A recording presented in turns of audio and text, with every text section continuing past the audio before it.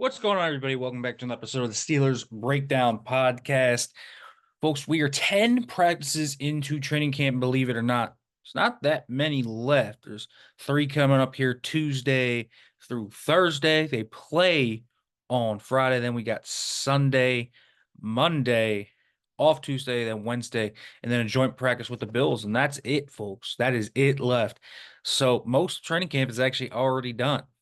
And because of that, most of the reps have gone to Justin Fields, a quarterback. And today I want to talk about Justin Fields. I want to talk about some other takeaways from what we have taken from these first 10 practices, because we've covered a lot of ground already in these first 10, 6 this week. And Justin Fields has taken all those first team reps at quarterback, aside from, a handoff here or there. Even Russell Wilson's first pass in 11 on 11 yesterday was with the third team. So he's kind of mixing in wherever he can with these limited reps and not taking a ton of the first team reps. So an extended look at Justin Fields throughout the last 2 weeks. And I've been pretty vocal on here that I think this guy has been pretty consistent over these last 6 days.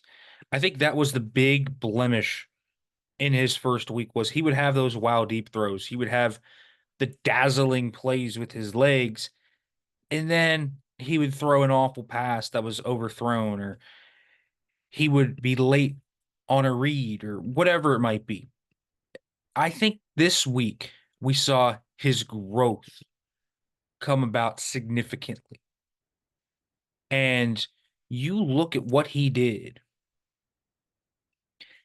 and he consistently made the correct decisions.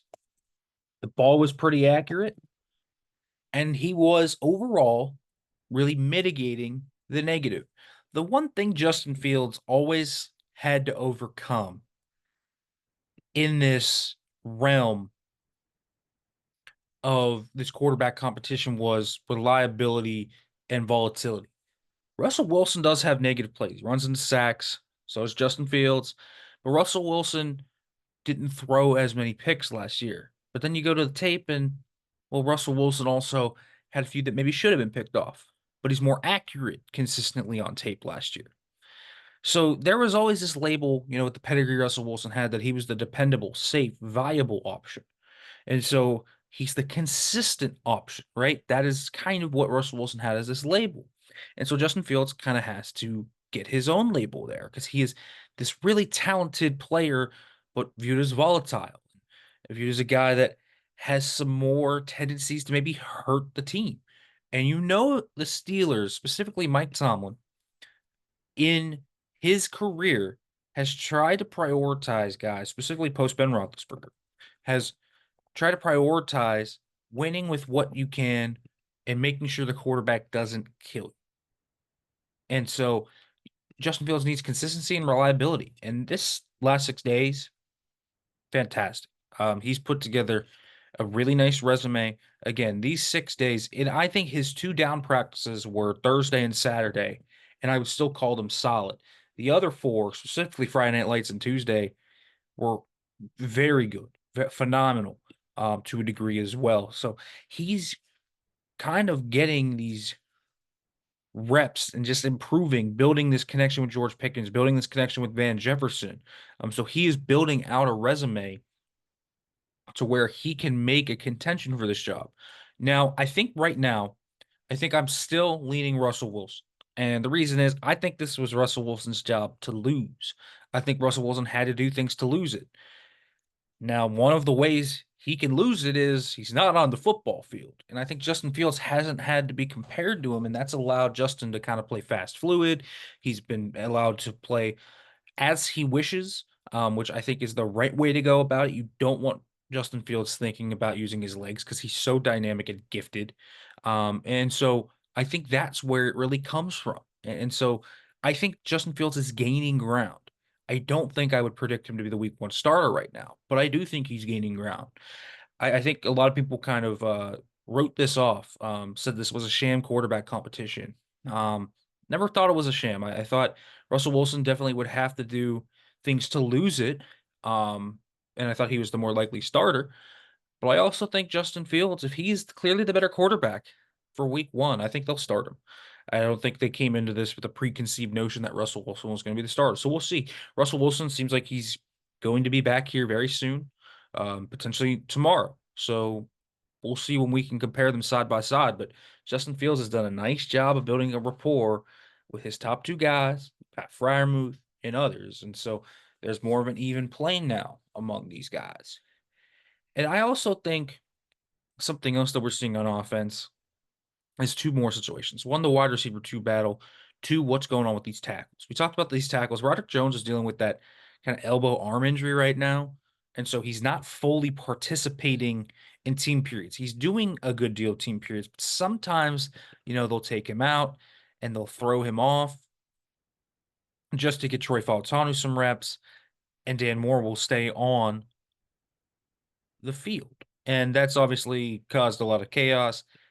I have no sources telling me this. I am talking about this from my personal point of view of what I have seen.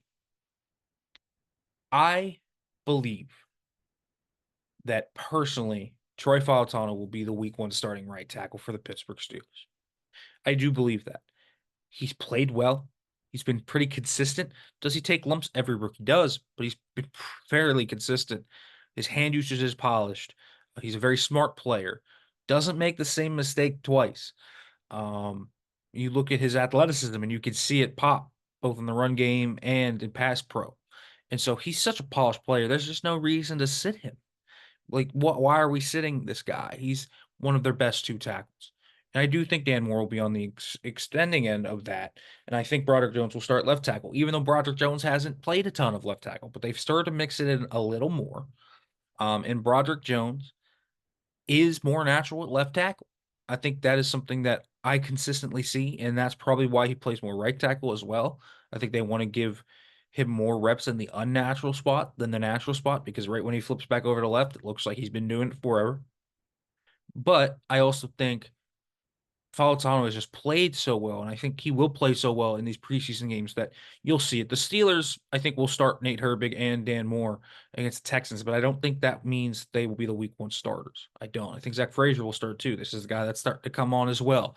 I've been asked a lot about Zack Frazier and kind of where he was at, and more importantly, where I look at him was, man, he would lose to some power.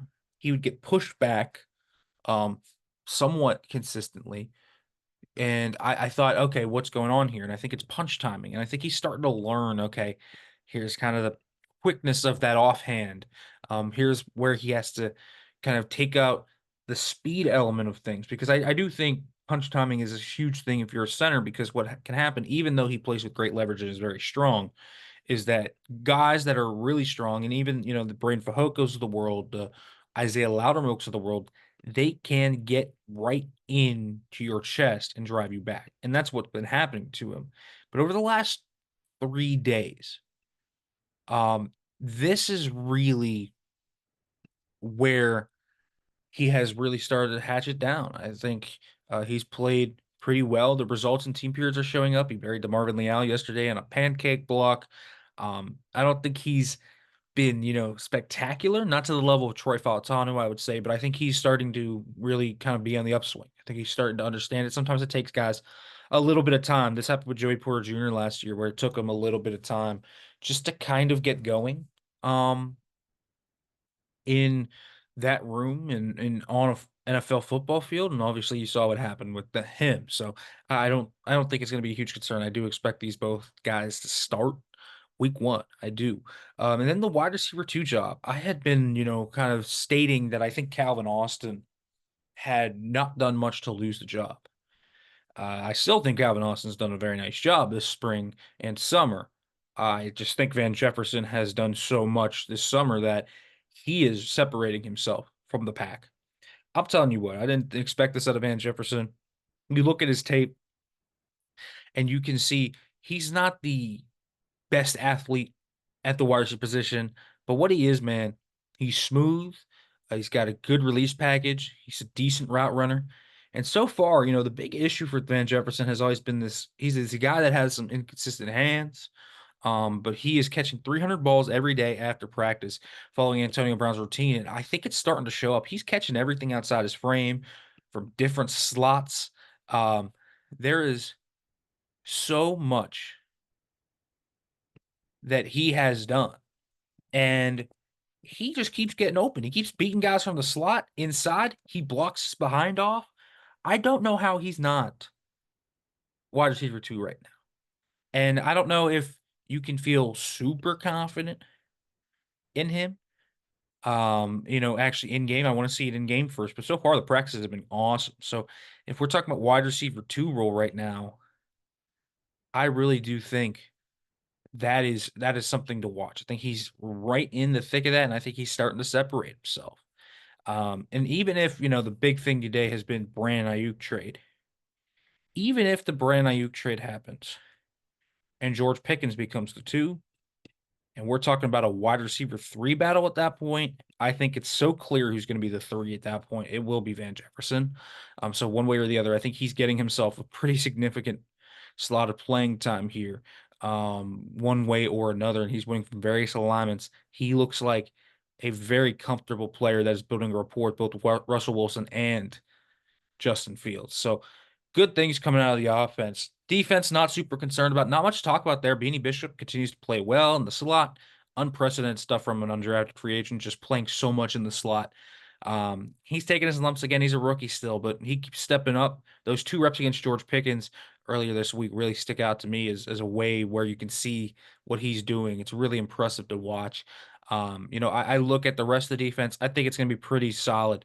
I really do. And the offense has given them some shellackings. And I think that's a good sign for the offense. The offense, I don't think is going to be great, right?